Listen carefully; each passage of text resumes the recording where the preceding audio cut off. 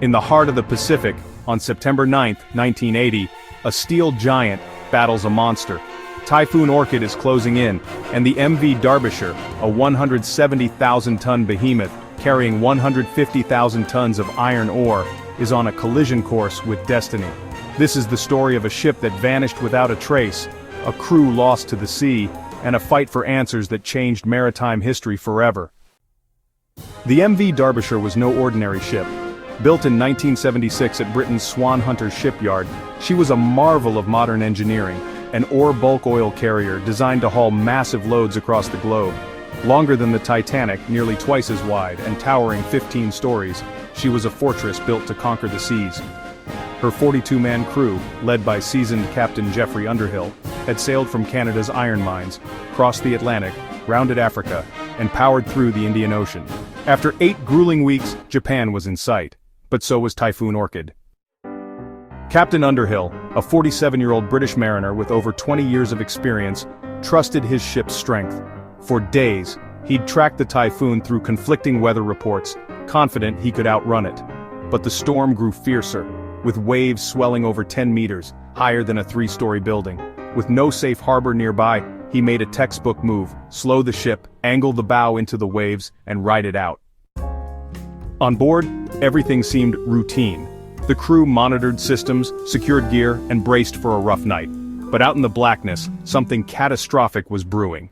Something no one saw coming. By dawn, the Derbyshire was gone. No distress call, no final message, just silence. For 6 days, no one even reported her missing. The ship's owners assumed she'd lost radio contact, but when September 15th came and went, an international search began.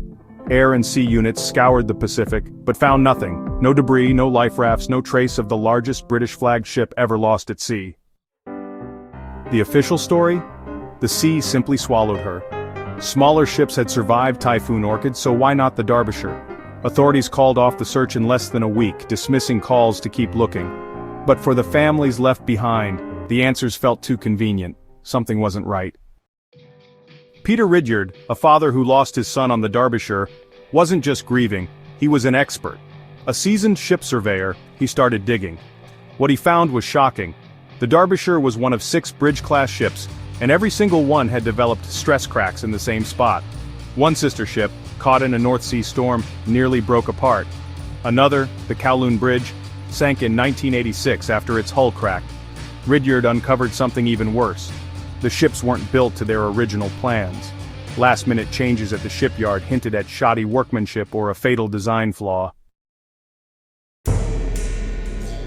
Ridyard took his findings to the authorities, but they wouldn't listen. The sinking was thoroughly investigated, they claimed, with no plans for further inquiry. But the families refused to give up. They formed the Derbyshire Families Association, determined to expose the truth. In 1994, their persistence paid off. The International Transport Workers Federation funded a mission to find the wreck. Against all odds, in just 23 hours, they located the Derbyshire 4 kilometers down on the ocean floor. 6 years later, underwater surveys revealed the chilling truth. It wasn't a single failure that doomed the Derbyshire, it was a deadly chain reaction. Massive waves hammered the foredeck, tearing away fittings and flooding the bow. The added weight pulled the ship lower, allowing more water to pour in. One by one, the massive hatch covers, each the size of